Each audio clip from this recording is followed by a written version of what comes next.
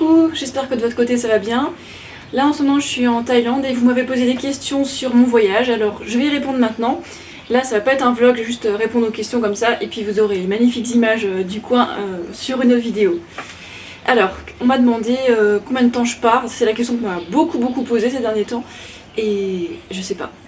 Alors, a priori peut-être 5 mois, peut-être plus, j'en sais rien du tout. Faut encore que je me renseigne un peu sur le système de visa pour faire exactement ce qu'il faut pour rester le plus longtemps possible et puis juste sortir du pays le minimum nécessaire pour avoir le droit de nouveau à un visa en rentrant.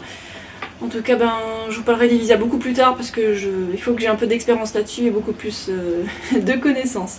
Donc combien de temps je pars, je sais pas. 5 mois ou plus. Le plus longtemps possible, je pense. En tout cas, je reste là pour l'instant, le temps de faire des économies parce que la vie coûte pas cher ici.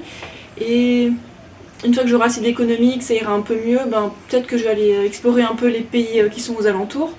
Et en tout cas, on m'avait conseillé Chiang Mai parce que c'est génial. C'est le nord de la Thaïlande, qui a l'air quand même vachement plus sympa que le sud de la Thaïlande, qui est très touristique, où il y a tous les trucs qui m'intéressent pas en fait. La vie de nuit et tout ça. Moi, ce qui m'intéresse, c'est d'être près de la nature, près de la montagne, d'avoir accès à plein de fruits exotiques et surtout qu'il y ait une communauté végane de sportifs importante toute l'année. Ici, quoi, à Chiang Mai. Alors, pourquoi Chiang Mai et pas une autre ville ? Voilà, je viens d'y répondre. C'est parce que c'est ce qu'on m'a conseillé. Puis, en fait, avant, j'étais jamais sortie d'Europe et je suis allée directement à Chiang Mai. Et ça m'a tellement plu que, pour l'instant, je m'en contente très bien. Oui, après, je vais visiter d'autres villes, mais pour l'instant, je connais pas du tout le reste de la Thaïlande ou même de l'Asie ou du reste du monde qui n'est pas l'Europe, quoi. Voilà, donc Chiang Mai parce que c'est génial, les fruits coûtent pas cher, les hôtels coûtent pas cher, il y a plein d'autres vegans sportifs et c'est trop bien. Et en plus, surtout, il fait chaud ici. Le matin, je sais pas, il fait presque 30 degrés à 6-7 heures. Moi, ça me convient très bien en fait. Depuis que je m'hydrate, depuis des années que je m'hydrate correctement avec de l'eau, je supporte super bien la chaleur. Et puis les fruits aident aussi beaucoup à supporter la chaleur, vu qu'ils sont bien hydratants aussi.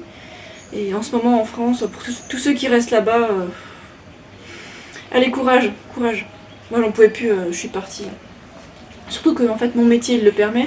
Je suis traductrice et je travaille sur internet, donc si j'ai le wifi, je peux travailler où je veux dans le monde en fait. C'est pas très compliqué pour moi. Alors, on peut dire que c'est de la chance, mais pas vraiment en fait, c'est des choix de vie et puis voilà.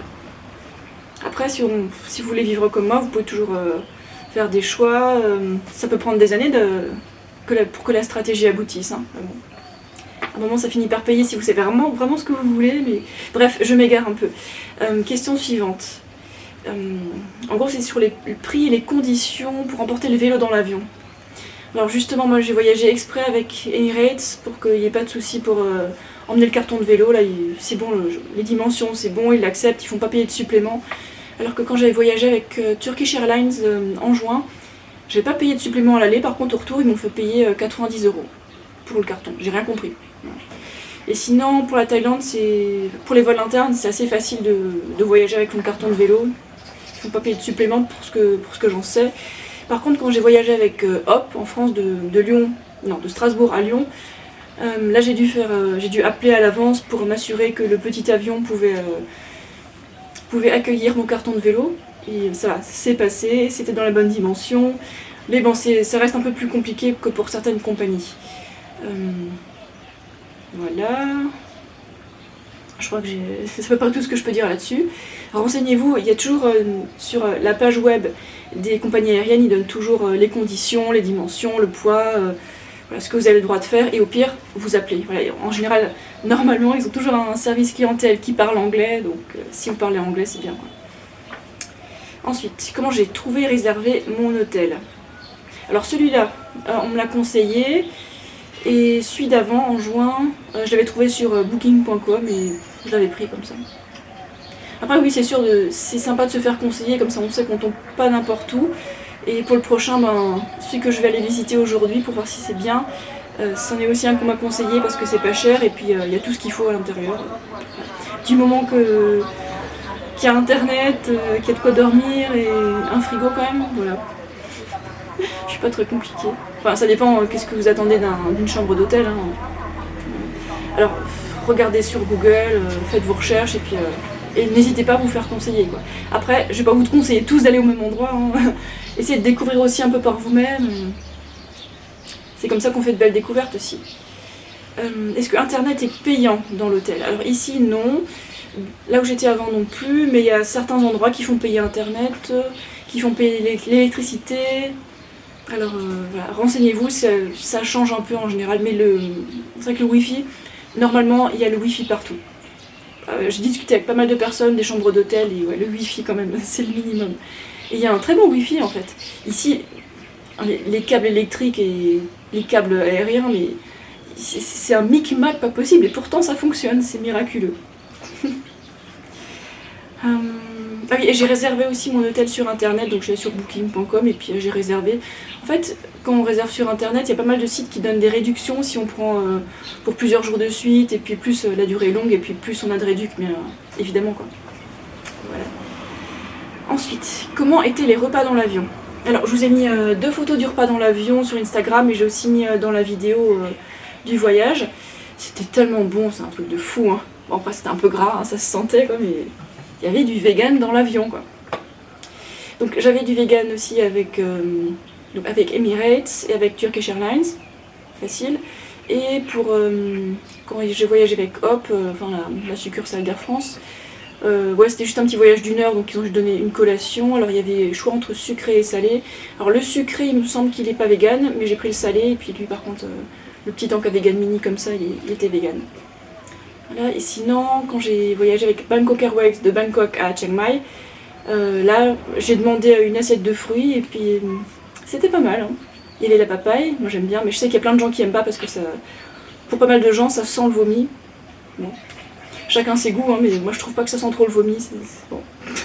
C'est assez subjectif, les goûts et les odeurs. Et il y a aussi un super bon morceau de pomelo. Passionnée de bouffe, la fille, quoi.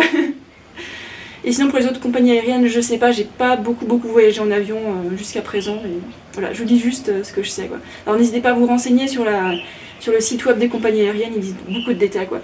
Et en fait, c'est au moment de la réservation ou au moment où on confirme le vol qu'on peut préciser quel genre de repas on veut avec certaines compagnies aériennes. Voilà. Et dernière question, combien d'heures de vol, les escales, tout ça. C'est un peu difficile à calculer vu qu'il y a un décalage horaire quand même. Mais vous allez sur un site pour calculer, pour réserver un vol, et puis vous verrez bien le nombre d'heures de vol de telle ville à telle ville. Alors dans mon cas, j'étais partie de l'aéroport de Strasbourg vers 18h le premier jour, et je suis arrivée le lendemain à 23h à Chiang Mai. Il y avait 4 avions, mais bon ça va, ça s'est bien passé, quasiment pas d'imprévu, bien. Donc il y a 5 heures de décalage horaire entre ici et la France, mais ouais, seulement 5 heures, c'est un peu étonnant, mais bon, pas grave. Et pour l'escale, j'avais à peu près un peu plus de 2h30 pour passer d'un avion à l'autre à l'aéroport, et c'est amplement suffisant. Donc s'il y a un peu de retard, c'est pas trop grave. Et ce qui est très pratique quand on fait une escale avec la même compagnie aérienne, c'est qu'on n'a pas besoin de s'occuper du bagage en soute, de le transférer au prochain comptoir.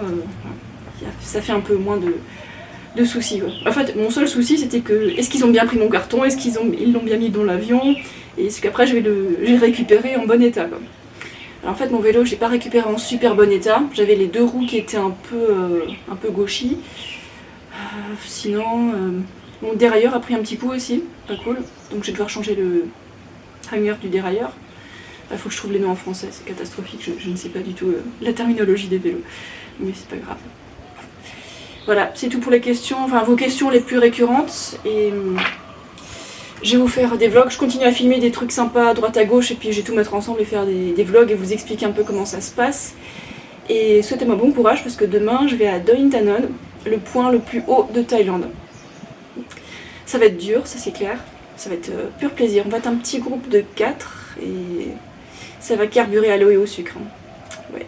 Je suis pas sûre de filmer parce que ça va déjà être tellement dur que Ouais, filmer en plus, ça risque de faire trop. Hein. Bon. Peut-être que je mettrai quelques petits machins sur Snapchat, mais pas grand-chose. Hein. Ça tourne pas grand-chose. Mais en tout cas, je vous donnerai mes petits retours et vous pouvez continuer à poser vos questions. Qu'est-ce que vous voulez savoir sur mon séjour en Thaïlande? Je vous réponds dès que possible et surtout aux questions qu'on me pose beaucoup. Voilà. Alors, je vous souhaite une bonne journée, une bonne soirée et puis à bientôt. Ciao!